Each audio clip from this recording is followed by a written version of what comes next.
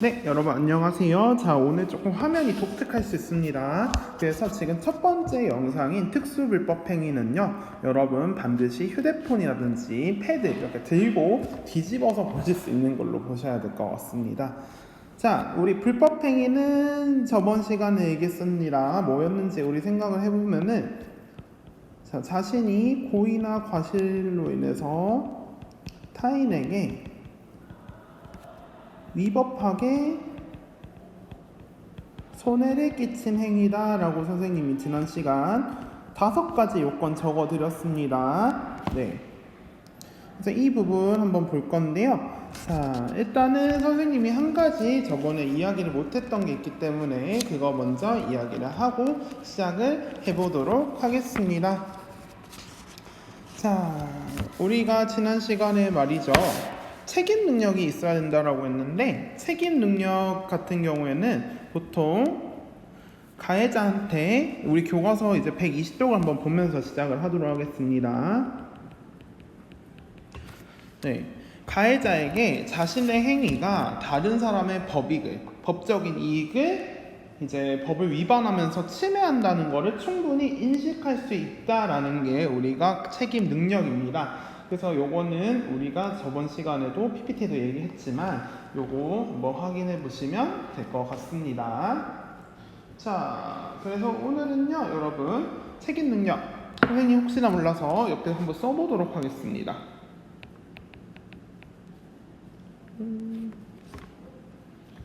책임 능력. 말 그대로 자신의 행위에 따른 책임을 인식, 변식할 수 있는 능력이다. 근데 이 책임 능력은요, 객관적 기준이 없고 사안에 따라 유무를 판단한다 라는 거 이렇게 기록하시면 되겠습니다. 자, 그런데 우리가 일반 불법행위가 있고요, 특수불법행위가 있습니다. 근데 여기 지금 나오고 있는 이 특수불법행위는요, 여러분 모의고사에도 굉장히 많이 나오기 때문에 나오면 3점입니다. 2점 어려운 문제든지. 그래서 한번 보도록 하겠습니다. 자, 첫 번째입니다. 책임 무능력자의 감독자 책임입니다. 자, 이 경우에 미성년자나 심신상실자, 네, 소위 시옷 발음 왜 이렇게 오늘 안 될까요? 자, 심신상실자가 타인한테 손해를 가했을 때, 자, 여러분들이 혹시나 지나가다가 모르고 유리를 깼습니다. 자, 그럴 때는 누가 하냐면은 그 사람을 감독해야 되는 사람한테 책임을 물어봅니다. 자, 보통의 경우에는 친권자인 부모님한테 많이 물어보죠. 자, 그래서 이 사람들이 열심히 감독했는지 본다는 겁니다. 자, 하지만 중요한 건 이 부분입니다. 예를 들어서 저는 열심히 봤는데 아이가 열심히 보고 있는데 그냥 깼어요 라고 얘기를 입증을 하게 된다면 인정이 됩니다. 그래서 감독을 게을리하지 않았음을 감독자 스스로가 증명하면 배상 책임은 면제될 수 있다라는 겁니다. 자, 두 번째 보도록 하겠습니다. 사용자 배상 책임입니다. 자, 이 사용자 누구냐? 이 인력을 사용한 사람. 보통 얘기하면 고용주가 되겠죠. 자, 고용한 직원이, 요게 중요합니다. 업무와 관련하여 타인한테 손해를 가한 경우에 사용자는 피용자, 내가 쓰임 받는 사람이잖아요. 그래서 요거는 노동자입니다. 자, 피용자의 선임 및 사무 감독상의 과실에 대해 배상 책임을 지는데, 이때도 중요한 건 있어요. 내가 열심히 주의를 줬는데 사고가 날 수도 있잖아요. 이런 경우에는 배상 책임이 면제될 수 있다라는 겁니다. 자, 그래서 예를 들어서 보면은 배달, 요즘 어플 많잖아요. 그래서 오토바이로 배달하다 사고가 나는 경우가 있습니다. 그랬을 때 예를 들어서, 자, 사장님이 아르바이트 하시는 분한테 우리 이 오토바이 조금 시속 낮추고 헬멧 잘 쓰고 앞뒤 잘 보고 다니세요라고 계속 얘기를 했다든지, 아니면은 그런 이제 잘못된 부분이 있을 때 고치라고 얘기한다든지 이런 식으로 주의를 기울였다라는 게 입증이 되면은 이 사장님은 배상 책임이 없습니다. 자, 세 번째 공작물. 자, 우리 공작물 지난 시간 선생님이 좀 얘기하다 말았는데요. 건물이라든지 도로처럼 사람이 직접 만들어낸 것, 인공적인 작업으로 만들어진 물건이 공작물입니다. 뭔가 공작하니까 조금 무서울 수 있지만 전혀 다른 뜻이에요. 그래서 이 공작물이 예를 들어서 여기 보면 어떻게 돼 있어요? 건물의 아파트에 유리가 떨어졌습니다. 자, 그래서 지나가는 사람이 당했어요. 다쳤습니다. 자, 이때 보면 어떻게 돼 있어요? 유리가 왜 요 높은 데서 떨어졌겠어요? 제대로 관리를 안 했기 때문에 떨어진 겁니다. 그래서 설치를 잘못하거나 아니면은 보존, 관리에 하자가 생겨서 타인한테 손해를 가했을 때는요. 자, 1차적으로는 이것을 빌려서 지금 당장 쓰고 있는 점유자가 책임을 집니다. 근데 말이죠. 자, 예를 들어서 자, 태풍으로 간판이 떨어졌습니다.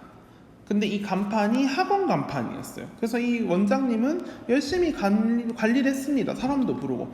근데도 강풍 때문에 떨어질 수 있잖아요.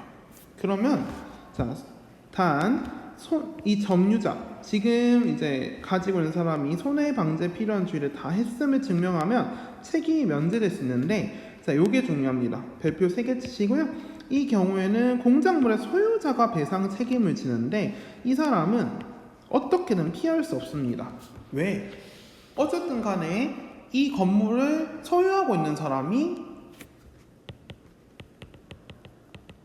자, 건물의 경우에는 건물주가 되겠죠. 자, 이 건물의 간판을 잘 관리해야 될 건 어차피 너한테 있는데 너가 아무리 주의를 다했어도 그건 너 건물이잖아 라고 얘기를 한다는 거죠. 그렇기 때문에 자, 만약에 공작물을 점유한 사람이 제대로 책임을 졌다라는 사실을 입증을 한다면은 면제가 되고, 하지만 이 소유자 같은 경우에는 면책이 인정되지 않는다. 그래서 이거를 무과실 책임이라고 한다. 과실이 없지만 무조건 책임져야 된다라는 얘기입니다.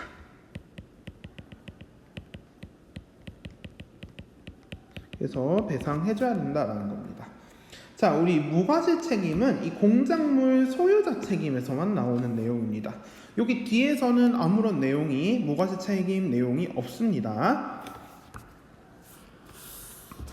자, 이제 네 번째, 동물의 점유자 책임입니다. 자, 점유자, 지금 당장 데리고 있는 사람이라고 얘기했었죠.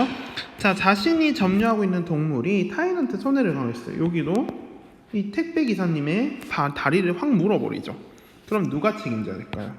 지금 동물을 데리고 있는 사람이 해야겠죠. 자, 근데 만약에 열심히 입마개도 하고 했는데 어쩌다 보니 풀렸습니다. 자, 그래서 상당한 주의를 기울였음에도 어쩔 수 없이 일어났다. 이런 점을 잘 증빙하면은 책임이 면제될 수 있다라는 겁니다. 자, 다섯 번째, 여러분 요건 학교폭력하고 관련됐어요. 공동불법행위 책임입니다. 자, 여기서는 여러 사람이 공동으로 타인한테 손해를 가했을 때 집단폭행이 있겠죠. 집단폭행. 자, 예를 들어서 A, B, C, D. 근데 D 보고 망보라고 했습니다.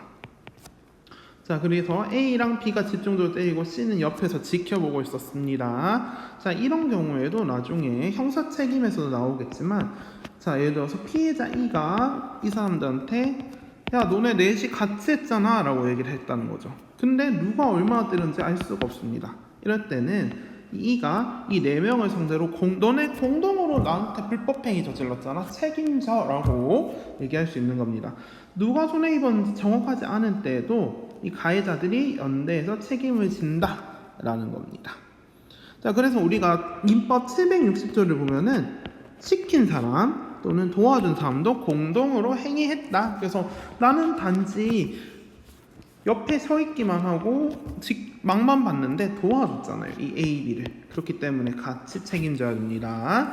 자, 그래서 이렇게 특수불법행위 5개에 대해서 얘기를 했습니다. 그래서 여러분 요거는 부가적으로 드렸던 프린트 반드시 확인하시고요. 네, 잠시 뒤에 또 이제 우리 결혼과 이혼 부분으로 한번 보도록 하겠습니다. 자, 그리고 자, 선생님이 그 교과서 121쪽을 하지 않았다라고 얘기하는데 여러분 이건 PPT에 있기 때문에 교과서 121쪽은 스스로 읽어보고 도록 하겠습니다. 자, 여러분 잠시 뒤에 뵙겠습니다. 안녕.